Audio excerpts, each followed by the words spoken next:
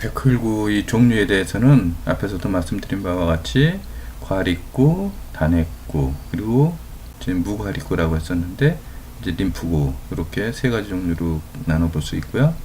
과립구는 호중구, 후상구, 호염기구, 비만세포, 그리고 이것은 열을 쫓아다닌다고 해서 주화성, 그리고 잡아먹는다고 해서 탐식성입니다.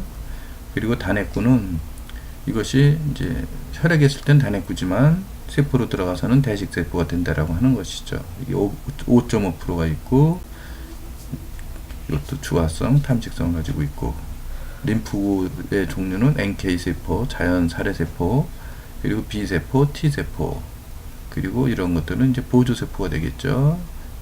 헬퍼 T세포, 헬퍼 킬러 T세포, 그리고 이제 서프레셔 T세포, 보조 T세포, 이렇게 구분해 볼 수가 있습니다. 그 다음에 자율신경계와 백혈구의 작용에 대한 것인데, 이제 이러한 내용들은 아보도르 교수께서 한국에 오셔가지고 강의한 내용을 요약한 겁니다. 과립구는 아드레날린 수용체와 작용해가지고 교감신경 위시 이제 증가가 되고, 그리고 활성산소, 그리고 심한 저체온, 질병, 이런 상황에서 이제 그 다음에 림프구는 아세틸콜린 수용체와 반응하고 부교감신경 위시 림프구가 증가한다라고 이렇게 되어 있습니다. 그리고 과립구는 세균을 처리하고 화농성 질환을 유발하고 여드름, 폐렴, 간염 등등에 해당이 되겠죠. 림프구는 바이러스, 카타르성 염증, 알레르기, 천식, 아토피, 그리고 과민한 지각, 우울증 등에 이제 작용을 하고요. 그리고 에너지 생성은 해당계, 이것은 당을 분해하는 그런 해당계에 해당이 되겠죠. 이것은 32도에서 33도에서 활발하고, 그리고 에너지 생성을 백근에서 하고, 그리고 정자, 순발력이 좋고, 이제 미토콘드리아계에서 에너지 생성은 이제 37도에서 에너지가 활발하게 생성돼서 이것은 접근, 근육을 얘기하는 겁니다. 접근과 백근은. 그리고 심근, 지구력이 있고, 그리고 이제 난자에 활발하게 활동을 한다라는 것입니다. 그래서 이 생애 주기와 에너지 생성에 대한 관련성은 어린이는 해당계가 우세하고, 그리고 젖산이 쌓이고, 이것은 그리고 피부, 장기, 뼈 성장, 그리고 많이 먹어야 한다.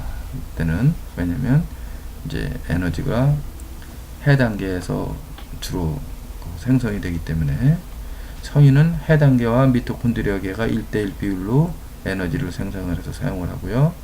그리고 노인은 미토콘드리아계가 우위에 있다는 겁니다.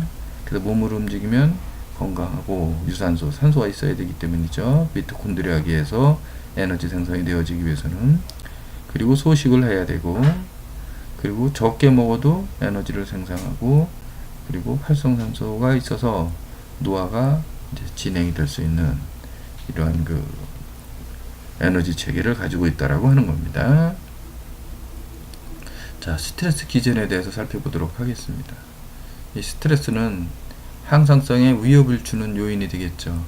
외부 요인, 내부 요인으로 나눠볼 수가 있고, 외부 요인은 환경, 가정, 직장 등이 해당이 되겠고, 내부적인 것은 내 몸과 마음의 부조화, 심리적인 요인들에 의해서 일어나는 부조화가 해당이 되겠습니다.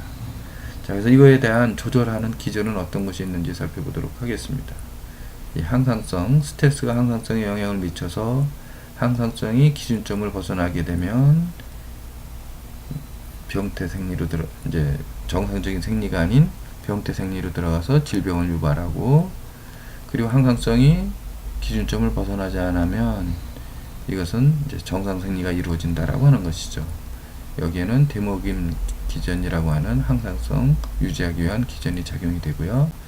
그래서 이것은 이러한 정상 생리가 일어날 때는 신경계, 순환계, 내분비계, 요것들이 다 원활하게 서로 상호작용을 해야 된다라고 하는 거죠. 그래서 신경계에서는 뇌에서 변형계, 그리고 자율신경계, 이런 것들이 작용을 하고, 그리고 이제 내분비계에서는 뇌하수체에서 부신피질, 코티졸, 이것이 이제 HPA 그 회로가 되고, 그 다음에 교감신경, 그 다음에 이제 부교감신경 등 이런 것들이 골고루 분비가 되고, 그리고 순환계에는 심혈관계가 해당이 되겠죠. 그래서 혈압이 상승하고 혈류가 촉진이 되고 스트레스를 받았을 경우에, 자, 그래서 이때 에너지는 어떻게 동원이 되는지 에너지 동원 체계에 대해서 살펴보면, 이제 이 작용 기전이 그 스트레스가 반응하는 것은 투쟁과 도피 반응, 싸우든지 도망가든지 두 가지 중에 한 가지겠죠. 그래서 기능이 항진되는 것이 있고 기능이 억제가 되는 그러한 기관이 있어요. 항진되는 그러한 기관은 근육에 힘이 들어가야 싸움을 하죠. 골격계, 호흡계, 산소가 들어와야 되니까 에너지 생산할 수가 있고, 그리고 외피계 이런 것들은 이제 기능이 항진되는 것이고, 그 다음에 기능이 억제되는 것은 면역계, 스트레스가 많으면 그래서 면역력이 떨어지는 거예요. 그 다음에 이제 스트레스 받게 되면 긴장하게 되고, 그러면 소변 자주 보고 이런 것들도 여기 해당이 되고, 그 다음에 생식기계 이런 것도 급한 거 아니죠. 아기 낳는 거 급하지 않잖아요. 그리고 이제 소화계, 이 소화계가 그래서 스트레스 받으면 소화가 안 되는 거죠. 그래서 변비도 생기고 여러 가지 질병도 생기고 하는 것들이 바로 이러한 기전 때문에 이제 일어나는 일이라고 할 수가 있겠습니다.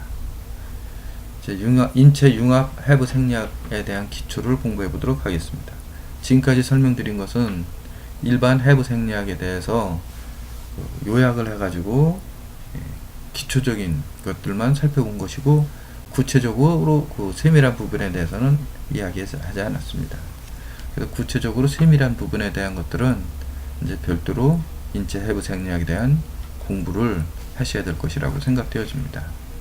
여기서 얘기하는 인체 융합 해부 생리학 기초라고 하는 것은 이제 그 융합 해부 생리학이라고 하는 것은 신경계나 정신, 마음 이런 것까지 포괄해서 이것이 질병이나 항상성에 어떻게 영향을 미치는지에 대한 그러한 그 포커스를 가지고 접근한 학문이라고 할 수가 있겠습니다.